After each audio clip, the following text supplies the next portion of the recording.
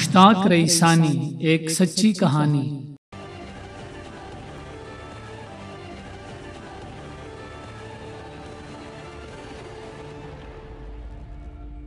بلوچستان ملک کا سب سے زیادہ پسماندہ صوبہ ہے اور مشتاق رئیسانی کا تعلق پنجاب یا کسی دوسرے صوبے سے نہیں، اس غریب اور مظلوم صوبے سے ہے۔ بلوچستان میں جاری بغاوت اور علیحدگی پسندی کو احساس محرومی اور معاشی عدم مساوات کا شاخسانہ قرار دیا جاتا ہے۔ اس دھرتی کے ایک سپوت نے، جسے حکومت نے صوبائی خزانے کی رکھوالی اور منصفانہ و مساوی تقسیم پر مامور کیا، یہ کارنامہ کر دکھایا۔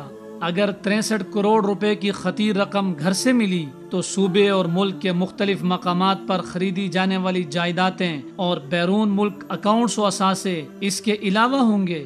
سیکٹری خزانہ اتنا بڑا ہاتھ مار سکتا ہے تو منتخب عوامی نمائندوں نے کیا کچھ نہیں کیا ہوگا، جن کی وجہ شہرت ہی ترقیاتی فنڈز کو ٹھکانے لگانے کی ہے۔ پاکستان کے منجے ہوئے صحافی ارشاد احمد عارف اپنے 10 مئی کے کالم میں لکھتے ہیں کہ بلوچستان کو صرف 2008 سے 2015 کے درمیان جو ترقیاتی فنڈز ملے، انہیں اگر درست انداز میں خرچ کیا جاتا تو صوبے بھر میں تعلیم، صحت اور روزگار کی اتنی سہولتیں بآسانی پہنچائی جا سکتی تھیں، کسی بندوق بردار کو احساس محرومی کا ڈنڈورا پیٹ کر فراری کیمپ آباد کرنے کا ہرگز موقع نہ ملتا۔ ایک اطلاع کے مطابق مشتاق رئیسانی ہنڈی کے ذریعے 2% کمیشن پر اپنے وزیروں اور مشیروں کا مال حرام بیرون ملک بھیجنے کا کاروبار کرتے تھے۔ بیوروکریسی اور بلوچستان حکومت کی پریشانی یہی ہے کہ اب معلوم نہیں رئیسانی کس کس کا بھانڈا پھوڑے گا۔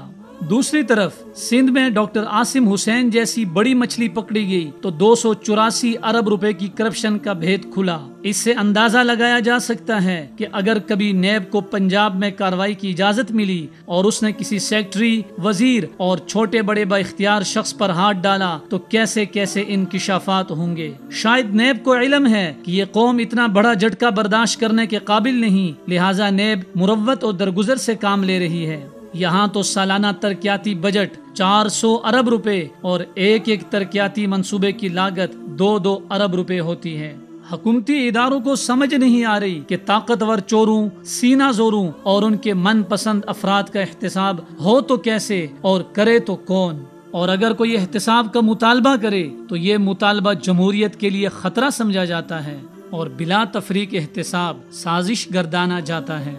یوں لگتا ہے کہ دیانت و امانت، رزق حلال اور فرض شناسی اس دیس میں اجنبی الفاظ ہیں اور مفہوم و معانی سے یکسر تہی دامن۔ عوام کی پریشانی اس وقت کئی گنا بڑھ جاتی ہے جب وہ کرپشن فری پاکستان کا نعرہ بلند کرنے والے ادارے نیب کی تاریخی کارکردگی پر نظر دوڑاتے ہیں کہ اس ادارے نے آج تک جتنے لوگوں سے جو دولت حاصل کی، نہ جانے وہ کس خزانے کے اندر جمع کروا دی جاتی ہے کہ ظالموں کے ظلم سے متاثرہ غریب شہریوں کو آج تک نیب کی طرف سے شاید ایک پائی بھی وصول نہ ہو سکی۔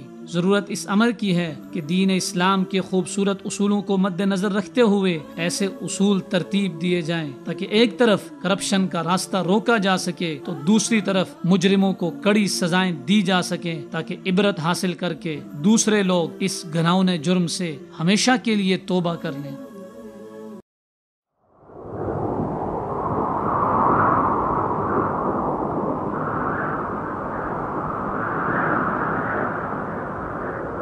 اخوت و محبت کا علم بردار وصال اردو۔